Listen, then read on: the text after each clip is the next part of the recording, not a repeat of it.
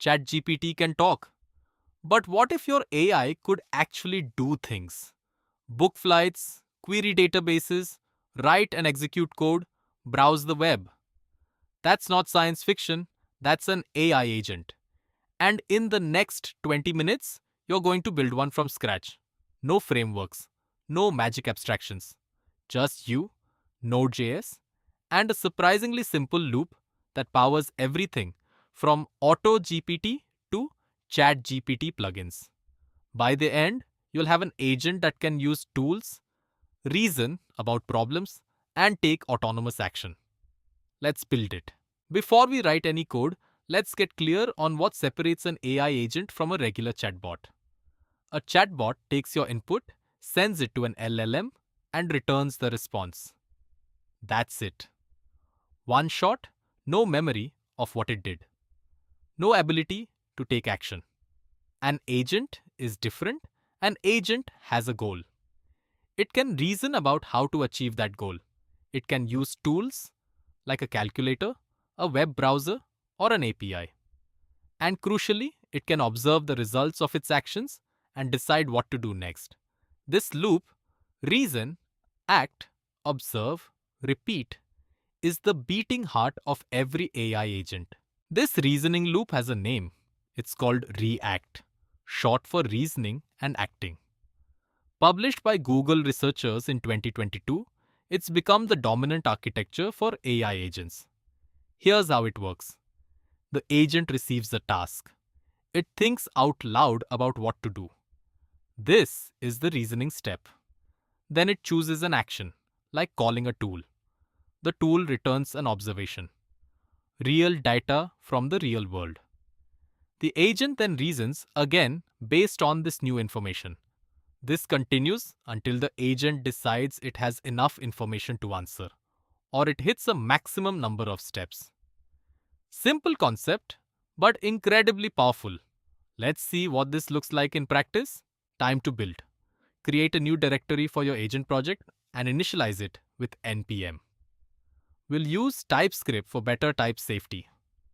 Trust me, when you're parsing LLM responses, types save you hours of debugging. We also need .env to manage our API keys safely. One important flag here. We're using Node Next module resolution, which plays nicely with ES modules and the OpenAI SDK. Let's configure TypeScript properly. Open your tsconfig and update it to use ES 2022 features and Node Next module resolution. This matters because the OpenAI SDK uses ES modules, and we want top-level await support. Also, enable strict mode. It'll catch type errors that would otherwise crash your agent at runtime. Create your environment file and add your OpenAI API key. Never commit this file to Git. Add it to your gitignore immediately. If you don't have an API key yet, head to platform.openai.com. Create an account and generate one. You'll need a few dollars of credits, but for development and testing, it's surprisingly cheap. Let's define the types that will structure our entire agent. First, a tool interface. Every tool has a name, a description that helps the LLM understand when to use it, a parameters schema, and an execute function. Then we need types for agent messages. The agent message can be a thought, an action, an observation, or a final answer. These types mirror the React pattern we discussed. Finally, the agent config type holds our model settings and maximum iteration limit. We don't want a runaway agent making infinite API calls. Let's build our first tool, a calculator. This is the classic starter tool because it demonstrates something LLMs are notoriously bad at: precise arithmetic. The tool takes a mathematical expression as a string and evaluates it. Now, I'm using eval here for simplicity, but in production, you'd want a proper math parser like math.js to avoid code injection. Notice the description field. This is critical. The LLM reads this description to decide when to use the tool. Be specific and give examples of what the tool can do. Now let's add a tool that gives our agent real-world knowledge. Web search. We'll use the Tavili API. It's designed specifically for AI agents, returns clean structured results, and has a generous free tier. The tool takes a search query and returns relevant snippets. Notice how the description tells the LLM exactly when to reach for this tool. Current events, facts it might not know, anything requiring up-to-date information. This is how you teach an agent to know the limits of its own knowledge. Let's create a central registry for all our tools. This pattern makes it easy to add new tools later. Just import them and add to the array. The registry also exports a helper to find a tool by name, which we'll use when the agent decides to call one. This is a clean separation of concerns. Tools don't know about the agent doesn't know about specific tool implementations. OpenAI's function calling feature requires tools in a specific format.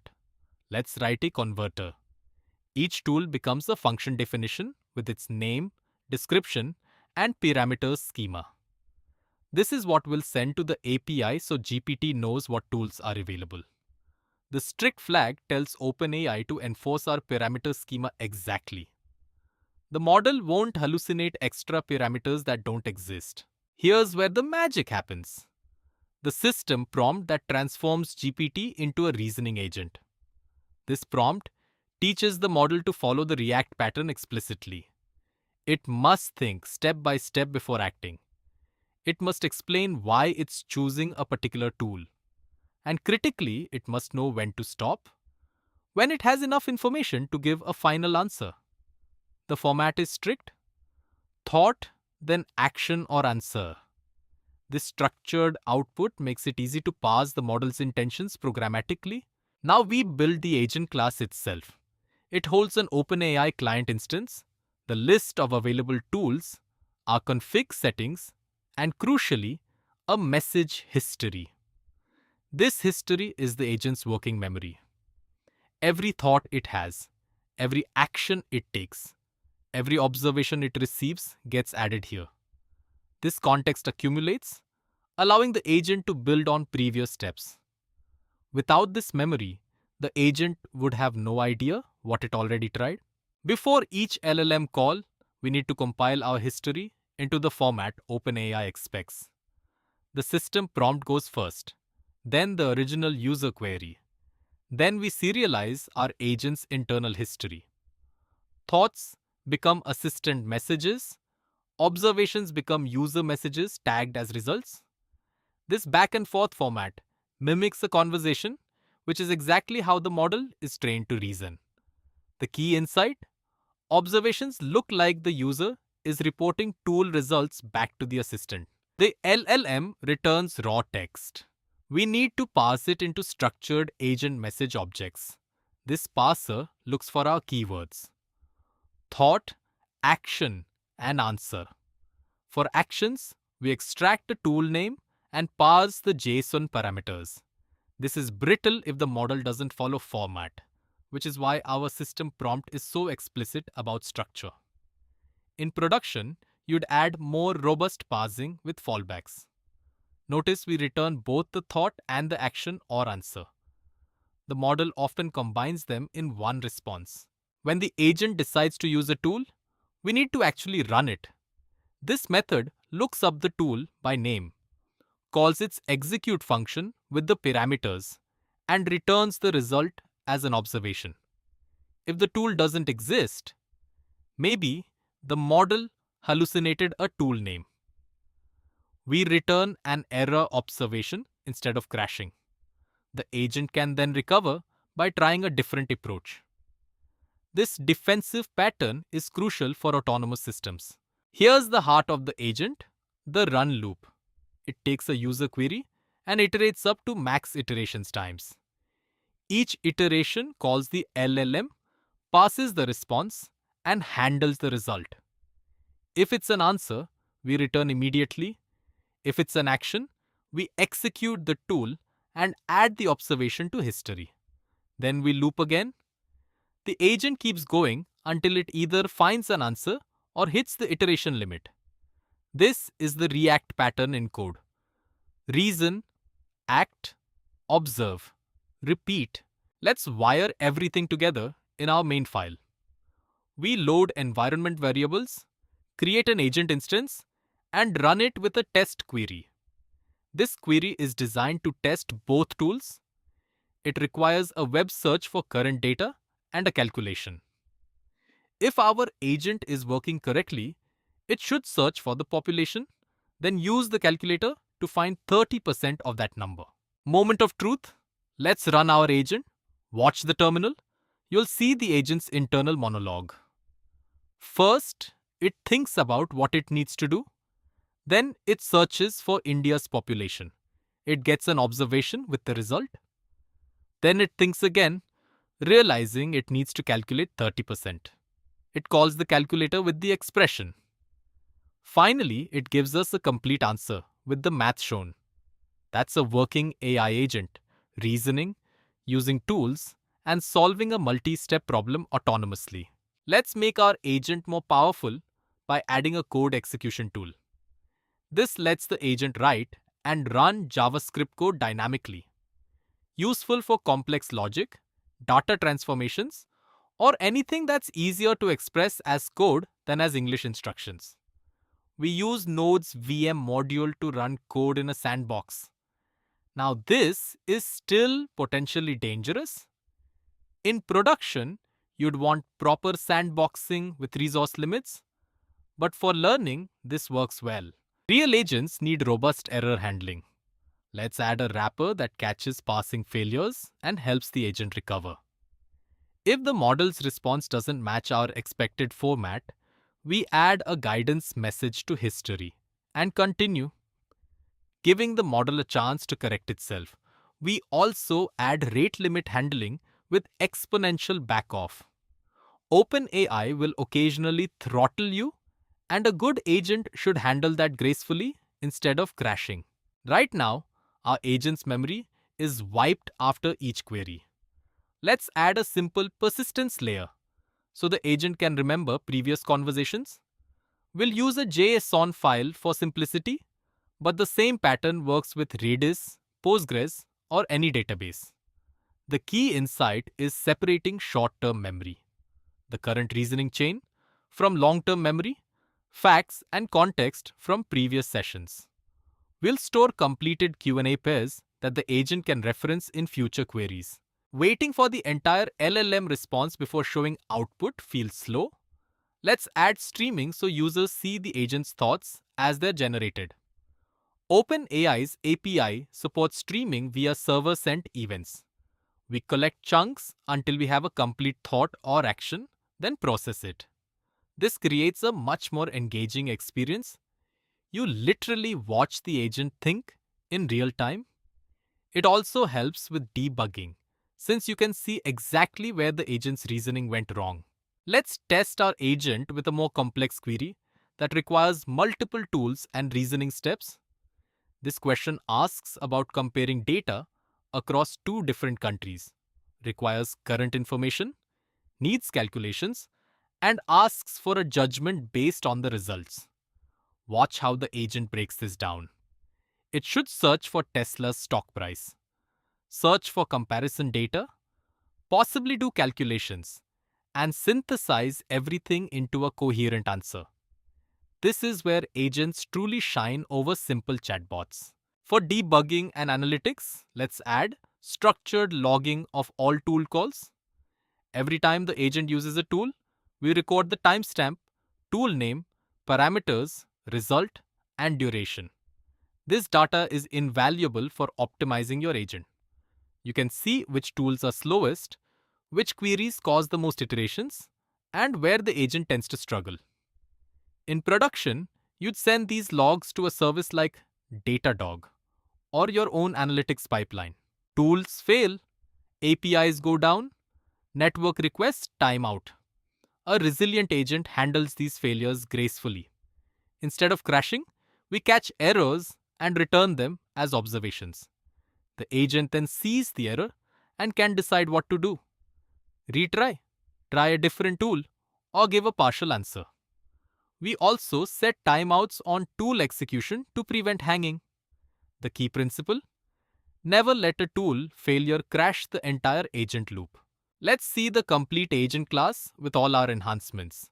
We have structured types, multiple tools, error handling, retry logic, streaming support, and logging. The core is still that simple React loop we started with.